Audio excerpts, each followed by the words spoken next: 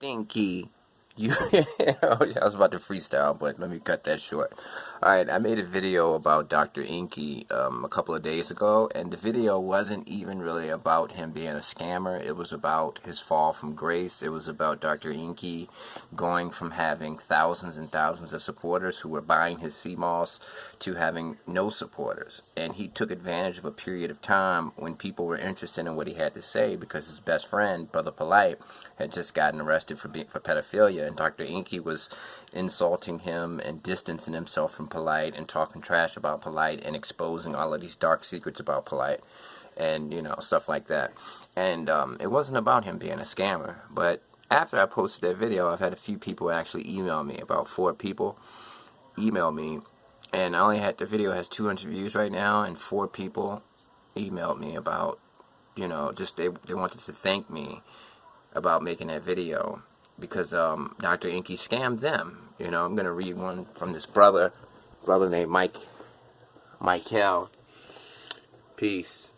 I placed an order with DR.ENQI on March 11th, 2020 for $138, ocean steak, and some and whatever that M word is, I can't pronounce it. He was telling his supporters to stock up for the pandemic. I got nothing. Started contacting him about the order, and I was encouraging, nice and polite, pun intended. He didn't reply until he accused me of having the wrong address and not using my real name, and that was a complete lie. I was wise enough to screenshot everything. I figured since I sent him all the screenshots that proved I placed an order that he would send me my product. Nothing. Kept on contacting him.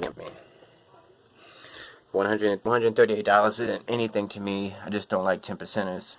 And he's going to be on, and this guy says he's going to be on his neck, and he's wanted to thank me for making that video about him. And, Michael, yeah, man, yeah, $138 is a lot of money.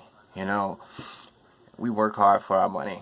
We have to go to jobs. Some of us own our own businesses, and we have to grind and we have to hustle hard to get that money. $138 could have been groceries in your refrigerator to feed your children. $138 could have been a Mother's Day gift to your mother yesterday. So you can't look at it like that. And that's why people like DR.ENQI are so successful at scamming, because there's no reprieve. There's nowhere you can go to report him. You know, he's not a real business, so you can't go to the Better Business Bureau.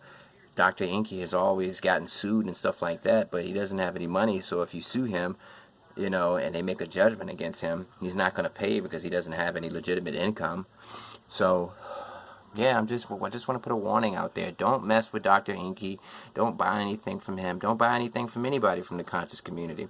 If you do find yourself liking somebody who's in the conscious community, just listen to them, and if they recommend a product or they recommend some sort of something to buy or some sort of nutrition or something, try to find that elsewhere. Try to purchase what they're recommending from another source that's reputable, because, you know, the conscious community is filled with a lot of scam artists like DR.ENQI, and it's a lot of good brothers and sisters out there in the conscious community.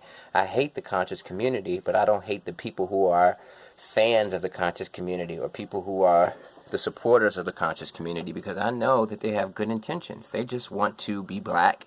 They want to represent their blackness in their own way. They want to find truth in their own way. They want to seek knowledge in their own way, and I can't get mad at them for that. I can't get mad that they fall for some fake guru like DR.ENQI and they believe him, because I know that their intentions are good and they really want to be a better person, and they think that a guy like ENQI can help them achieve that.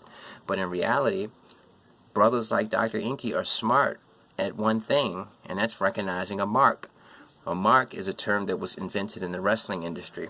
Before wrestling became the WWE or the WWF, professional wrestling like we see on TV, it was hosted at carnivals back in the 1900s, the early 1900s.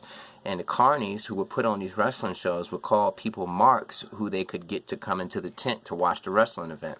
A mark was somebody that looked easily gullible, somebody who you could go to and speak with and promote the event to, and they would buy a ticket. You know, that was a mark. So don't be a mark for a guy like DR.ENQI, because all he wants to do is use you, take advantage of your thirst for knowledge, thirst for truth, and use that so that he doesn't have to work a real job. He has 10 kids. That man does not want to work a real job. You know what I mean? So, yeah, man, you can do what you want to do. But there are people out there who have been scammed by guys like DR.ENQI. Brother Polight is a verified scammer. There's a lawyer on YouTube right now who's asking people, hey, if you've been scammed by Polight, holler at me so that we can put these civil cases together.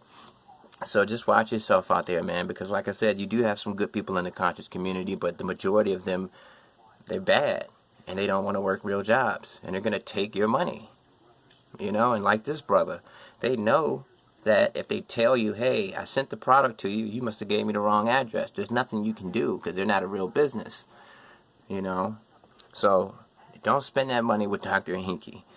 Spend that money on your children or, spend that money on your mother. Peace.